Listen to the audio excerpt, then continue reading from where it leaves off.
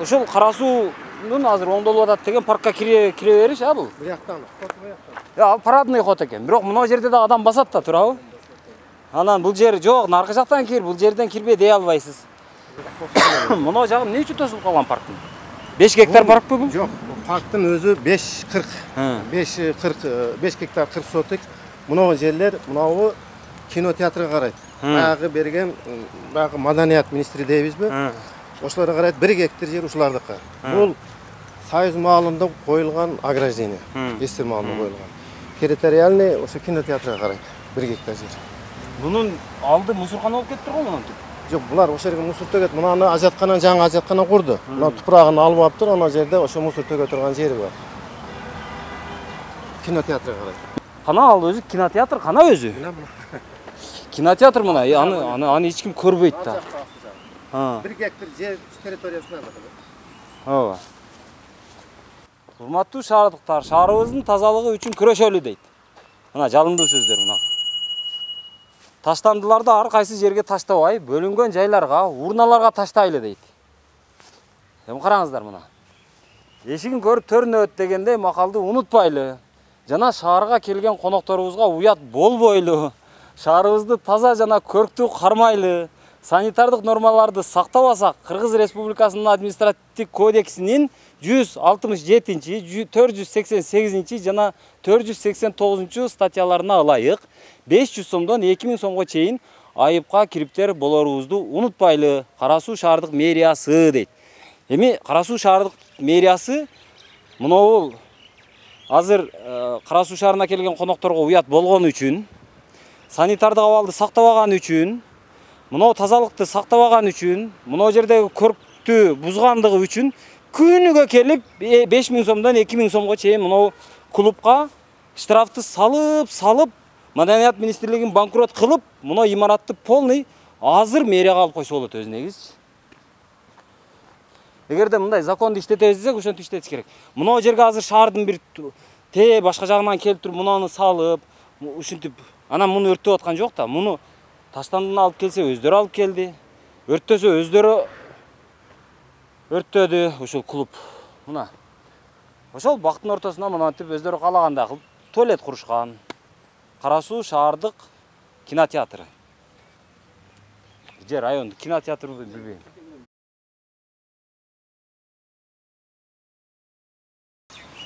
Мына кимдики мамлар койлгон? Кинотеатрдын территориясы. Биздики мына аркадан киргенде, анан территориясы. Босак боюнча. Бул жагы кинотеатрдыкы. Бул жактан уже кинотеатрдын 1 гектар жери бар. Мына арык кимдики? Кинотеатр. Арыктагы. Арык, граница. Арыкты бул кантип тазалатат эми? Бул эми баягы мына юбилейинден өткөн сууда. Бияктан. Бүт ошо домдордон чыккан суулар ушу через парк кетет да. Ошон үчүн булар постоянно тазалап турат го, бирок эми мындай алигинде агым суу таза эмес. Мен азыр Европадагы парктар кандай болот, ошону дагы азыр мына видеого камтый кетемин. Азыр Европада мисалы Чехиянын парктары кандай болгонун көрөлү. Чехия бизге окшогон эле мындай социалдык мамлекет, социально ориентированный мамлекет. Ошолордун парктары кандай бир көрөбүз. Жүрүңчү азыр. Бул жакта ушу зоопарктар кандай түзүлгөнүн, кандай жасалганын сиздерге көрсөтүп бергим келип турат. Себеби мындан биз идеяларды алышыбыз керек, идеяларды урдашыбыз керек. Бизде дагы ушундайлар болуш керек. Биз менен болуңуздар. Азыр мен бир нече зоопарктарын карап, бир нече ушул жаныбарларын башкасын көргөзүп бергенге аракет кылайын. Мондой көлмөлөрдү жасаптыр дагы. Ушул көлмөлөрдүн биринен бирине өткөн жерине мынантип жыгач көпүрөлөрдү жасап коюштур. Кадимки мындай байыркыча, эскиче кылып, мындай жиптер менен байлап койгон. Абдан мындай табигый көрүнөт экен бул. Мына ири буйруу таяктар менен эле ушинтип жасап коюшкан. Мага абдан жакты. Абдан мындай бир колориттүү көрүнөт экен. Кадимки айылдагы малкананын тосмосундай көрүнгөн менен өзүнчө колорити бар экен. Окей. Мына жерде азыр биз чаңкадык. Ошого бирдеме ичкенге пиво же бир балмуздак бирдеме алалы деп турабыз.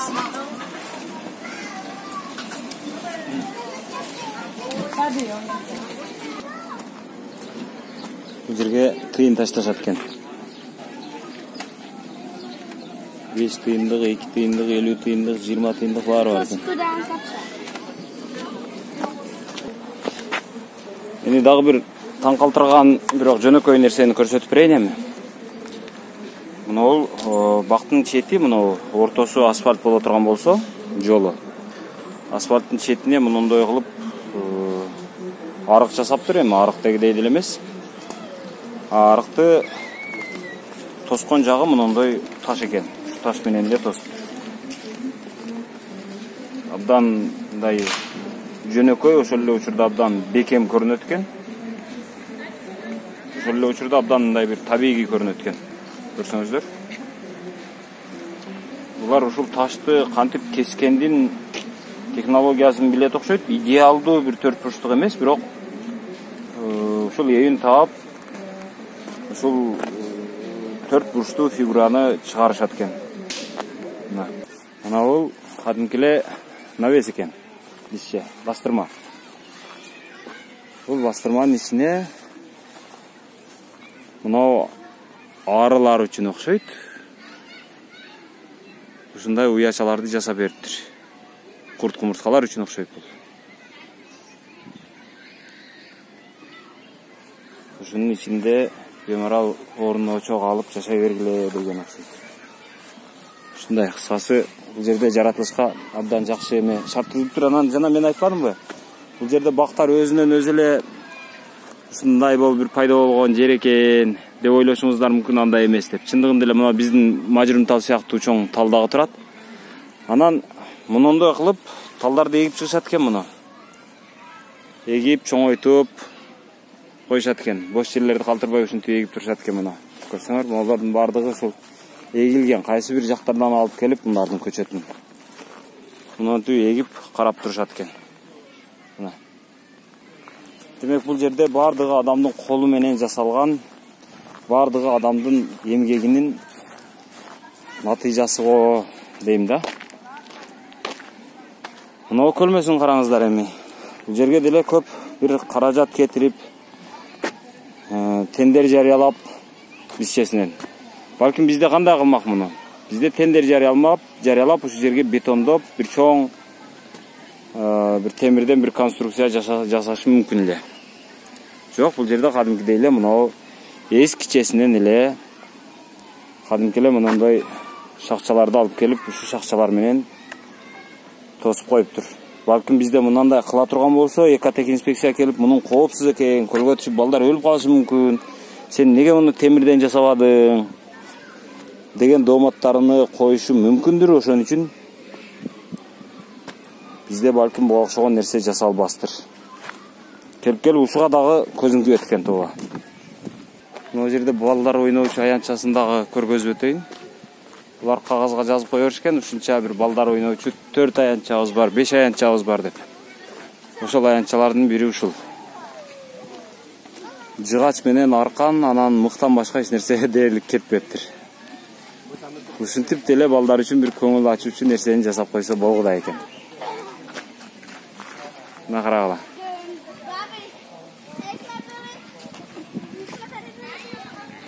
Жөнөкөй эле таяктар менен.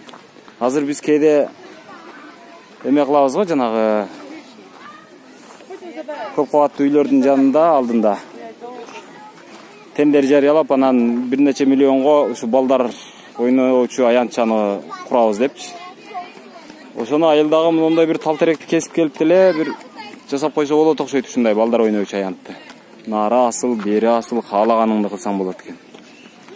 Томолонсаң болот экен, сыйгалансаң болот экен, чуркасаң, асылсаң, кыскасы. Ар деме кылсаң болот экен. Мынакей. Мына балдарга ойногонго шарт. Ал эми мына жерге сүрөткө түшсөңөр болот экен. Башыңар чыгарып.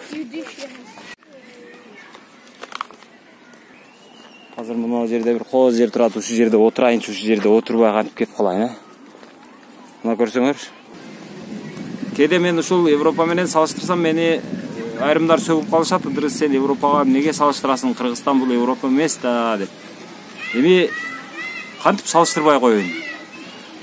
халкынын саны бизден өтө көп эмес болуп атса, жери эми бизден көрү бир аз жакшыраак экен, эми тегиздиги көбүрөөк экен, дыйканчылыкка ыңгайлуураак экен. Антейин десең булар дыйканчылык кылбай турган, дыйканчылык кылганга мүмкүн эмес деген жерлерге дагы мындай тоо таштын боорлорундагы тегиздеп ошол жерлерге бир жүзүм бирдемелер дегип койгонун көрөсүң. Ошол жагынан алганда бул жердин шартынан эмес экен, бул адамдардын эмгекчилдигинен экен деп койдум.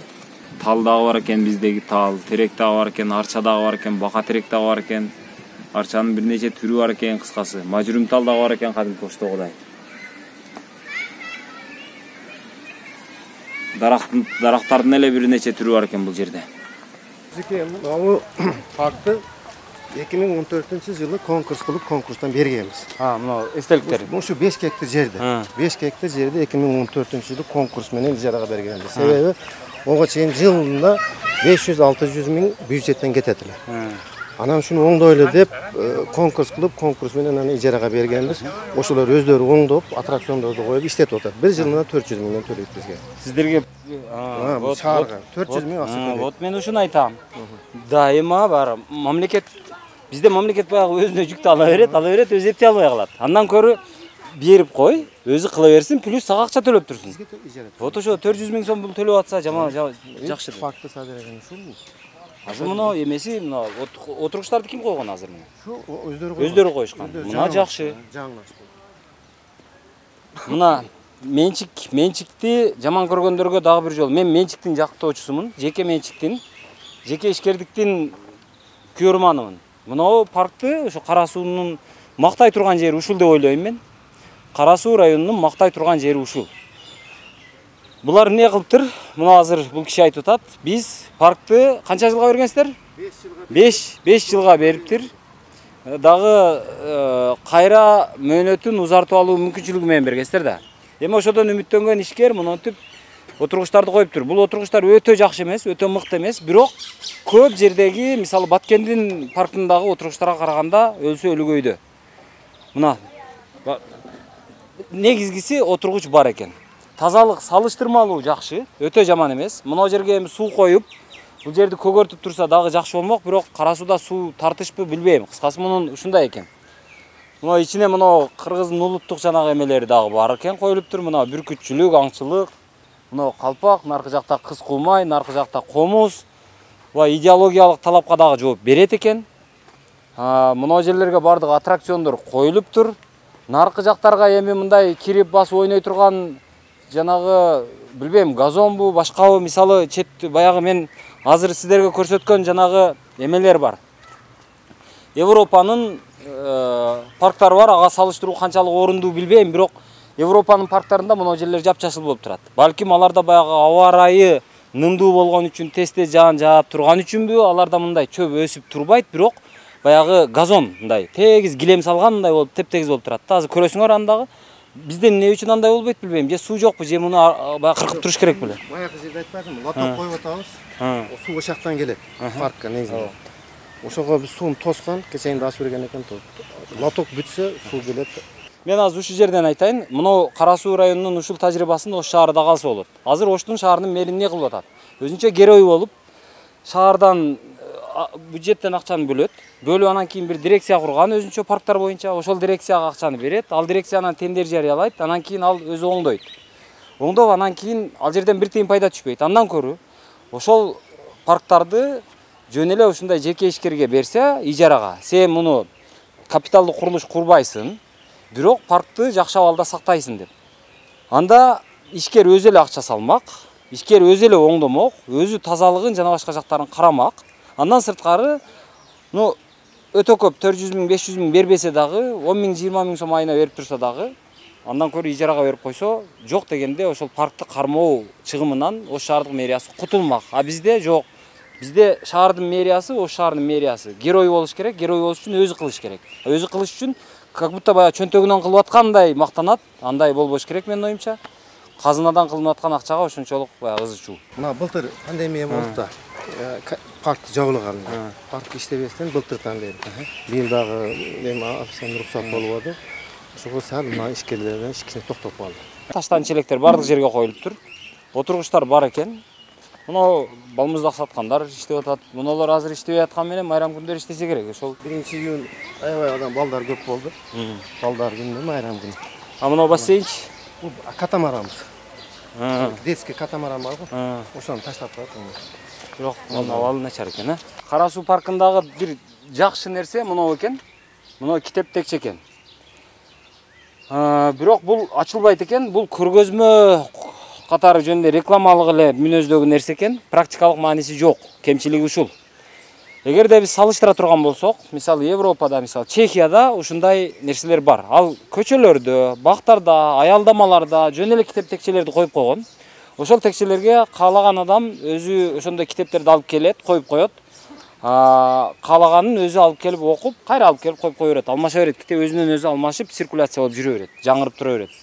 Каалаганы өзүнө кереги жок китепти алып келип коет, керек китепти алып кетип барып окуйт. Кайра алып келсе алып келет, алып келбесе жок. Кыскасы ушундай. Бул жерге алып келип коюшуптур.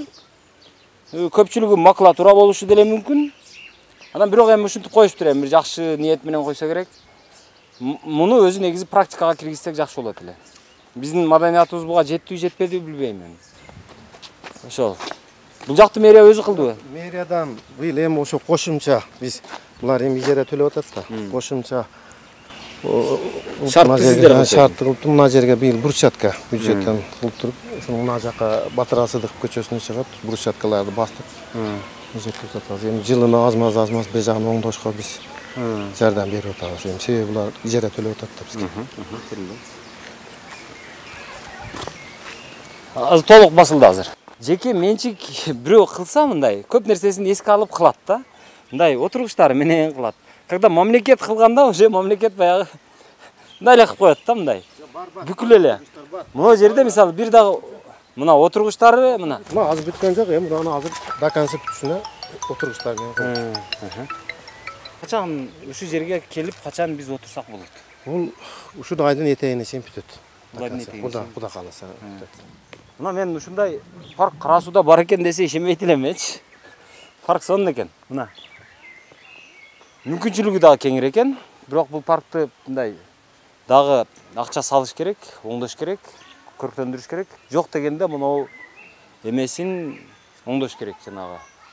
Мына отургучтардын. Анан мал бакканды токтотуш керек экен. Бул жер кой жыттанып кетиптир бирок. Кара суунун паркы кой жыттанат экен. Тетигинде кой жүрөт. Ошо кой, ошонун үчүн экен. Кой жыттанып кетиптир. Паркты паркта кылабыз десек, сонун кылсак, мындай Кара сууда соонун Кыргызстандагы эң мыкты парк кылып кое турган мүмкүнчүлүгү бар экен. Бирок азыр ал мүмкүнчүлүк мындай колдонулбай турат десем болот да. Билбейм, мен ошо бюджет аз деген жетекчини мен эме кыла бербейм да. Негизи алганда Кара суунун бир өтө мындай жаман жерин айта кетейин. Кара сууда тазалыкка маани чындыгында берилбейт десек болот. Кара сууга домдордун алдына барсаң, мондой мусорду көрөсүң, баардык домдордун алдында. Кара сууда базардын айланасы бүт ушундай. Анан Кара сууга паркка келсең дагы ушундай мына. Кара суу паркы чындыгында жаман эмес экен, жакшы экен, бирок бул азыр бул жерде бийликтин мындай көп деле салымы жок. Бул баягы Советтер Союзунун эмгеги десек болот. Союз маалында ошол бак курулган экен, жер ажыратылган экен ошол маалда, жерлер сатылып кеткен эмес экен. Анан ушинтип ушул бак жаралып калган экен. Анан азыр Кара суу шаардык мэриясы бул ошол 5 гектар жерди бир ишкерге арендага берген, ижарага. Бирок бергенден кийин ал ишкер кыйла жакшы иштетиптир, иштетип атыптыр. Бирок жетишерлик эмес, наркы жагы жайлоо болуп кеткен, этек жагы. Наркы жагы таштандыгана болуп кеткен. Демек, бир ишкер 5 гектар жерди иштете албайт экенине мен көзүм жетип отурат. Ошон үчүн эгерде Кара суу шаардык мэриясы мындан ары бул паркты мындай 2 же 3 участокко бөлүп, мындай жөн эле шарттуу түрдө бул жагы сеники, бул жагы сеники, бул жагы сеники дегендей кылып туруп 4-5 адамга мындай атаандаштыкка шарт түзүп, атаандаштык боло тургандай кылып туруп 2-3 адамга сынак менен, аукцион менен бериш керек деп ойлойм арендага, ижарага. Анан алардан дагы акча түшүп туруш керек. Алар өзүнүн күчүнө жараша ошол парктын бир жагына мисалы кинотеатрларды же концерттик эмелерди кыла турган, же болбосо бир аттракциондорду кыла турган бир шарттарды кылсын, башкасы башка шарттарды кылсын. Кыскасы бардыгы өзүнүн артыкчылыгын, өзүнүн күчтүү жагын таап, ушундай кылса, паркты өнүктүрсө, ошодон акча тапса, андан казынаны дагы байытса, анда ошол эле учурда паркты дагы сактап калса, элди дагы жакшы тейлесе болоруна көз жетип турат.